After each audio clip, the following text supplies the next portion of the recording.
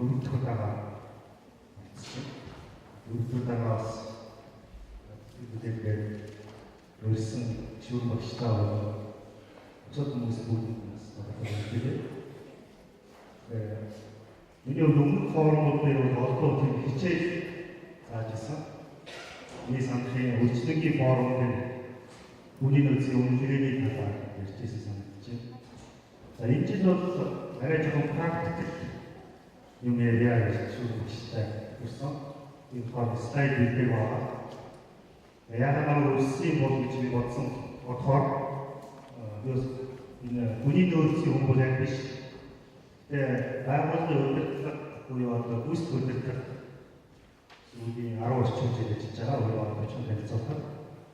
Одоо түрүүн илтгэл тавьсан адуу хэсгэр MCS группээс ажиллаж байгаа гэсэн компани шон групп гэдэг гурван ганц гүйцэтгэх удирдлагын чиглэлээр ажилласан.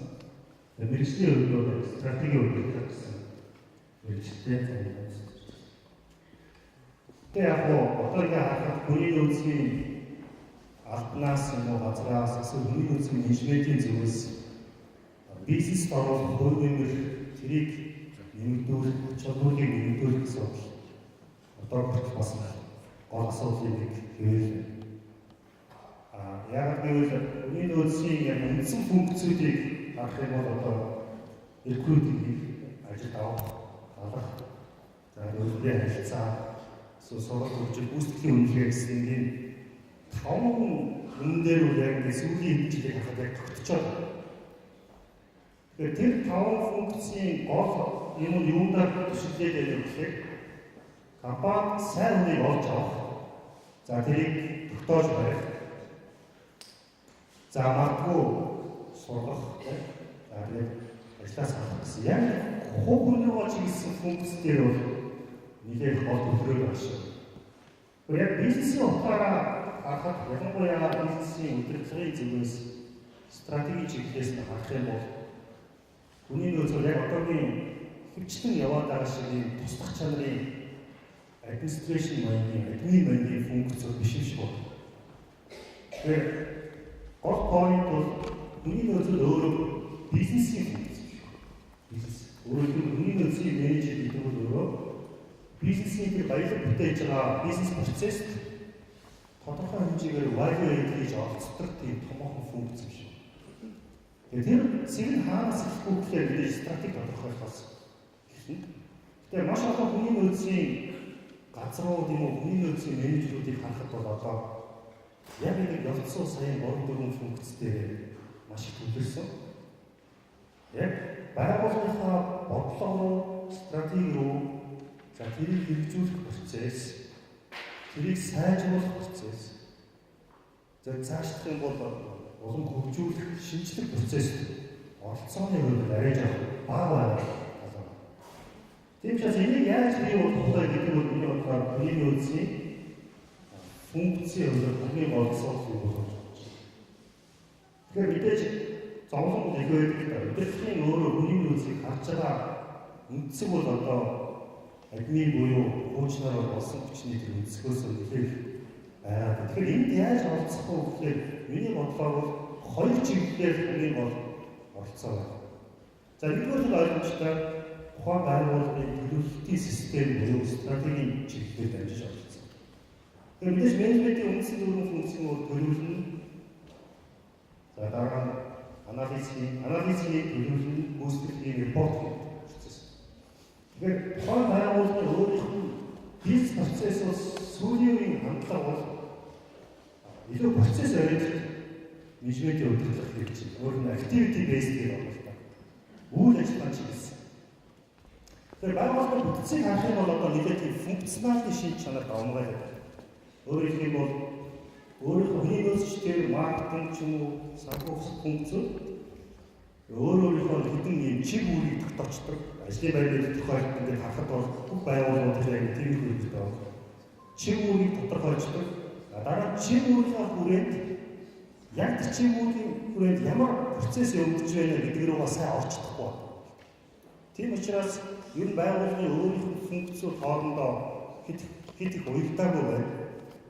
Яг энэтэй адилхан хүний нөөцийн функц ч гэсэн бизнесийн процесстэй яг валидатив процессд өдөртөөр оролцсон. Энийг өөртөө шийдвэрлэх арга нь бол сүүлийн үед одоо ялангуяа байгууллагын үйл ажиллагааг төлөвлөх, төсөвлөх тэр процессыг activity based гэж. Өөрөөр хэлбэл тухайн байгууллагын процесс map хийдэг. Процесс map дотор яг хийж байгаа тэр процесс буюу evaluate хийж байгаа тэр процесс нь хүмүүсийн яг оролцоо нь юугаар хэмжигдэж байна гэдгийг илүү тодорхой гэж. Өөрөөр хэлбэл чиг үүргээр биш, өөрөөр хэлбэл оролцооныхоо хэлбэрээр үйл ажиллагаагаа илүү хэмжигдэж байгаа. Тэгэхээр яг энэ хэлбэрээр хүний нөөцийн функц өөрөө нэгдүгээр байгууллагын бодлого тодорхойлох болон бүтцийг бий болгох. Жишээд бүтц бий болгоход тухайн байгууллагын яг өсөлтөний давуу талыг үүсгэж байгаа тэр процессыг яаж харж байгаа. Тэр процесс дотор оролцож байгаа тэр хүмүүсийн буюу одоо тэр workstation гэж нэрлэдэг. Workstation-ы хийгдэж байгаа чиг үүргээр нь дамжих маягаар хүний нөөцийн функц илүү баялаг бүтээх процесст оролцох болцоотой юм байна. Яг энэ чинээгээр яг энэ маягаараа жишээлбэл одоо байгууллагын өөрчлөлтийн менежмент гэж бодоход тухайн байгууллага одоо процессор илүү оновчтой менежерийг хийж юм уу? Ер нь бол байгууллагын хөгжлийн бодлогоор дамжуулж оролцох. Хоёрдугаар бол боломж юм. Одоо байгууллагын хөгжлийн талаас нь ярих юм бол Монголын компаниудын хувьд хийх ажил маш их байна. Жишээ тухайн байгууллагын corporate culture, corporate identity ч юм уу эсвэл одоо PR гэж ярьдаг шүү дээ. Зан төлөв. Яг энэ чинь бол өөрөө тухайн байгууллагын нэг систем болгож харж байгаа. Өөрөөр хэлбэл байгууллага өөрөө тийм сайн хүмүүсийн цуглуулга биш. Тэр хүмүүс хамтраад яг ямар үйл ажиллагааг яаж хөвөрөж хийгээд тэрийг яаж сайжруулах, яаж баялаг бүтээгээд өгөх талаас нь илүү харах юм бол хүний нөөцийн нэг хүчин одоо сайн юм олж авах юм уу? Эсвэл тэр улсууд ихээр хийхээс гадна өөрөө яг ямар тийм систем бүрдчихв? Тэрний онцлог нь юу вэ? Өөрөөр хэлбэл аливаа нэгэн сүлжээний хүчин зүйлээс хамаарахгүйгээр үүсгэх чадвартай ямар үйл ажиллагааг бий болгочих вэ? Гэдгээр дамжиж байгууллага өөрийнх нь давуу тал тодорхойлж. Тэгэхээр яг хүний нөөцийн талаас нь магадгүй яг энэ өнцгөөс нь хараад бид нар яг хүний нөөцийн функцээ яг яаж тодорхойлох юм бэ? Эцэст өсгөлгүй юм сайн хүмүүс ярих гарах юм уу? Одоо тэртээ олдохгүй байгаа мэргэжлийн чиглэлээр ялангуяа тийм сургалтуудыг яаж хийх юм? Жишээ нь сургалтын даавны том бодлого хөрөлөө гэдэг. Тэрний үг гэхээр яг үүндээ сургалтын байгууллага дотор юмыг яаж хийх вэ гэдгийг заадаг. Яг тэр талаас нь заадаг сургалт бол маш уур. Юу вэ гэдгийг заадаг. Ихтэй сургуулийн тогтолцооч тэр бусад хатан сургалтын тогтолцооч тэр тэр тал. Тийм учраас өөрөө сургалтын систем тухайн байгууллага яг процесс менежменттэй төлөвлөлттэй өөрөөр хэлбэл бид нар юу яаж хийх гэдэг гэдгээс уялдуулаад тэрэн дээр түшигдсэн өөрөө магадгүй даалгаврын сургалт ч юм уу, on-job training эсвэл магадгүй тренинг биш илүү workshop-ийн маяг. Өөрөөр хэлбэл хүмүүс хоорондоо багуулж ярилцдаг. Тэрнээсээ санаараа гаргадаг. Тэгээ хөгждөг. Тэгээд тэрнтэй уялдсан мэдгүй зүйлээс судалдаг. Тиймэрхүү сургалтын систем илүү байж байна. Үнэлгээний хувьд ч гэсэн ялгаа авахгүй. Би яг хүний нөөцийн үнэлгээ чиглэлээр өчнөө их тавьж явах бас хэлжсэн юм гэж. Ер нь хүний нөөцийн үнэлгээний маш олон төрлийн хэлбэрээс одоо хүний нөөцтэй холбоо гүйцэтгэлийн үнэлгээ буюу тухайн хүн одоо хийх бүтэмжтэй үүсэлттэй байна гэдгийг харж байгаа болохоос биш. Ер нь зүгээр бидний хийх ямар баялаг бүтээгээд байна гэдэг талаасаа биш. Эсвэл одоо бас субъектив төрлийн олон төрлийн үнэлгээний зарчмууд арай хөгжиж байгаа шүү. Тийм учраас ер нь зүгээр хүний нөөцийн менежментийн хувьд бизнесийг харах, байгууллагыг харах, менежментийг харах өөр юм үзэх. Тэр нь бол яг тухайн компани CEO гүйцэтгэх захиралтай адилхан яг тэр өнцгөөс харах хэрэгтэй шүү. Өөрөөр хэлбэл тэр үйл ажиллагаанууд руугаа яг процесстаас нь нарийж орж иж тухайн байгууллагын нийтэд нь хөгжүүлэх буюу хүмүүсээ хөгжүүлэх гэдэг бол бүх хүмүүс сайн хийхээсээ илүүтэйгээр тухайн байгууллага өөрөө аваа явуулах системийг яаж хийх вэ? Тийм процессыг яаж хөгжүүлэх вэ гэдэг хамгийн гол хүний үндсэн зорилго юм болж байна. Миний бодлоор тэгэхээр би удаа явах магадгүй та бүхний талаас жишээлбэл хөрөнгө оруулагчтай ч юм уу компани бол групптэй самбар компани бол хөрөнгө оруулагчийн захиралтай тулгардаг яг жишээлбэл стратегтэй ч юм уу бизнес талаас холбоотой бэрхшээл ч юм уу тийм ямар нэгэн кейс асуудал байх юм бол магадгүй зөвхөн талаас илүү ярилцж болох юм. Сүүлийн хэмжээний дараа нэлээд хийсэн болохоор аль болохоор нийт талаас байгууллага удирдлагыг харахыг хичээдэг. Тэгж яваад ирэх байх гэж бодлоо.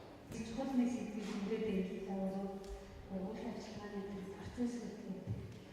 Тэгэхээр хүний нөөцийн газар болон захиргааны шинж чанартай хөгжүүлэх хандсан боломжтой дээр нэмэгдээс хүний нөөцийн хөгжүүлэх одоо бэлтгэх мөрдүүлэх янз бүрийн ажиллагаа байдаг. Тэгэхээр процессыг сайжруулах бизнесийн процессуудыг нэснээр бас харж тэрнээс сайжруулах саналуудыг оруулж авах хэрэгтэй гэж би санааг чинь ойлгохоор зөв ойлгож байна.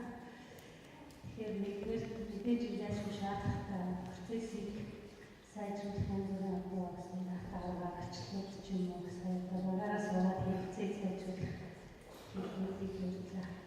Тэрийг сайжруулах дээр сургалт юм гэж байна. Тэгэхээр сургалтыг ч юм уу эсвэл энэ тал дээр хүмүүсийг чадваржуулахыг өөрөө яаж хийх зүйл гэсэн шийдвэрийг харж юм уу хэрэгжүүлэх юм уу. Хоёрдугаар нь хүний нөөцийнхээ хөгжүүлэх гол үндсэн хэмжээс гадна бизнесийн процессуудыг сайжруулах чиглэлийн ажлыг хийх боломжтой үзэж байна.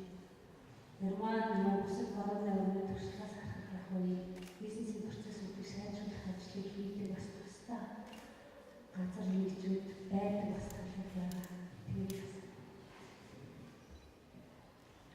Тэгэхээр яг ер нь түрүүчээ өөрөөс бизнес өөрөө комплекс нь болж байна. Менежмент өөрөө яг тэр утгаараа бол маш хоорондоо уялдаатай болж байна. Тэгэхээр яг энэ бизнесийн тогтолцооны хувьд бол түрүүнээс яг функционалыг нэг талаар барьсан өөрийнхөө нэг хувьчлаа барьчихсан тийм үүрэг бол айгүй бэрхшээлтэй. Ялангуяа одоо цаг менежмент багаараа ажиллах маш бэрхшээлтэй. Тэр утгаараа тухайн бизнес яаж хөгжиж явах вэ? Тухайн бизнес гэвэл байгууллага яаж хөгжиж явах вэ? Байгууллагын бодлого хаашаа чиглэх вэ гэдгээр хүний нөөцийнхөө өөрсдөө үлдээ өндөр оролцоотой байх боломжтой. Жишээлбэл би сая зөвхөн процесс менежментийн талаар тэгэхээр бизнес процесс инженеринг гэдэг байна. Бизнес процессын өөрчлөлт, ялангуяа change management ч байдаг юм уу? Эсвэл процессын сайжруулалт ч байдаг юм уу? Эсвэл бүтээн чиглүүлэлт ч байдаг юм уу? Эсвэл гүйцэтгэл сайжруулах. Гэвчлэнгийн зөвлөлд бол хамгийн ойрын функцүүдийн нэг болгоцсон энэ үсэг функц. Тэр утгаараа бизнесийн захирлуудын хувьд бол хүний нөөцөөс хүлээж байгаа хүлээлт бол олон нэмэгдэж байгаа гэж бодож байна. Ялангуяа тухайн бизнес болон менежменттэй эсвэл өөрийнхөө бизнесийг ашиглаж байгаа системээр илүү анализ хийдэг. Магадгүй хүн талаас, хүний нөөц талаас эсвэл байгууллагын талаас, байгууллагын хөгжил талаас анализ хийдэг, дүгнэлтээр гаргадаг. Яг энэ үндсэн дээр дэмжиг дэвшүүлэх боломжтой. Жишээлбэл процесс оптимайз хийж илүү бүтээмжийг сайжруулах, эсвэл гүйцэтгэлийг сайжруулах боломжтой. Тэр хүмүүсийн өөрсдийн юм хийх боломжтой. Өөрөөр хэлбэл хүнээс илүү бүтээмж авах боломжтой. Тэр утгаараа гэвэл энэ талын бизнес талын функцүүд арай илүү жоохон администрашн талын функцүүд их яваад байгаа юм. Байдал бол өөрөө тухайн байгууллагын цаашдын хөгжил бол төлөвшөл бизнес үүсгэх чадвартай бас тийм сайн мэдээлэлгүй байх шиг боддог. Тэр утгаараа гэвэл хүний нөөцийн төлөвлөгөө харах бол маш симпл төлөвлөгөө байдаг даа. Жишээлбэл байгууллагын стратегийн төлөвлөгөө, бизнес төлөвлөгөө хоёрын хэлцээ тэрхүү воркшоп болцоод явж байгаа. Миний нөөцийн тэнд оролцож байгаа оролцоо болон хандлага коммитмент нь айгүй бага байдаг.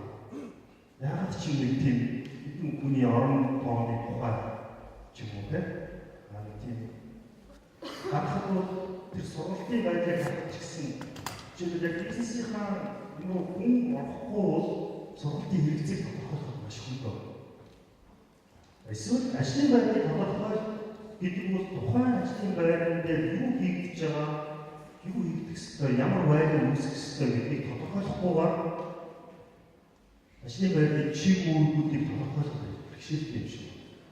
Тэр утгаараа юу хүний нөөцөөс тэр хүсэж байгаа хүлээлт нь өндөр гэж. Магадгүй тэр утгаараа илүү бизнесийнхаа явцад юм уу менежментийн процесс, шийдвэр гаргах процесс хүний нөөцийн өөрийнх тэр павер баг байдаг гэж хүч нь эсвэл оролцоо. Тэр утгаараа юу вэ? Хүний нөөцийн байгууллагын үйл талаасаа, байгууллагын бодлого талаасаа илүү их оролцоо хийж ижил бол нөлөөлөх боломжтой. Зүгээр сургалтын хувьд бол одоо ингээд дэлхийн нийтээр хэрэглэдэг менежментийн төлөвлөлт байна. Эсвэл хүний нөөцийг харах бол хүний нөөцийн функц аюул тийм субъектив биш байна. Яг бол хүмүүс өөрөө хүн гэдэг чинь өөрөө яг хэцүү өдөртөж явах хэцүү функц. Тэр утгаараа хүний нөөцийн яг систем болон өдөртөх бол ямар нэг байдлаар тодорхой аргачлалуудыг бизнесийн практикээр бий болсон. Тодорхой менежментийн аргачлалуудыг заавал төлөх ёстой юм шиг. Энэ дотор ялангуяа байгууллагын өөрчлөлт сүүлийн үеийн жишг болсон гэдэг бол аргачлал байна. Баланс скор гарч гэдэг юм тийм. Эсвэл public quality management system. Эсвэл lean management system гэдэг юм. Эсвэл engineering. Одоо change management юм уу? Аюул төлөвлөлт. Байгууллагын хөгжил болон соёл хийн чиглэлээр маш олон төлөвлөлт байгаа. Менежментийн том төлөвлөлт. Тэгэхээр энэ том төлөвлөлтийг бол хүний нөөцөө өөрсдөө санаач байгууллагатай төлөвлөх хэрэгтэй. Мэдээж хүний нөөцийн өөрийнх нь явж байгаа ерөнхий одоо үндсэн процесс гэсэн маш олон тийм харгацлуу стандарт төлөвлөлт гэж байна. Одоо интервью хийх гэхээр интервью хийхээр одоо хүний ямар асуултаар яаж тавих уу? Хүний болон мэргэжлийн чадварыг яаж төлөвлөх үү гэдгээс эхлээд хүний үнэлэгч хөгжүүлэгч хэлбэрийг эсвэл сургалтын хэрэгцээ тодорхойлж гэдэг юм уу? Ялангуяа байгууллагын хөгжил манлайлалын чиглэлийн зүйлүүдийг яаж тодорхойлох гэдгээс эхлээд хүний нөөцөөр маш их хэмжээний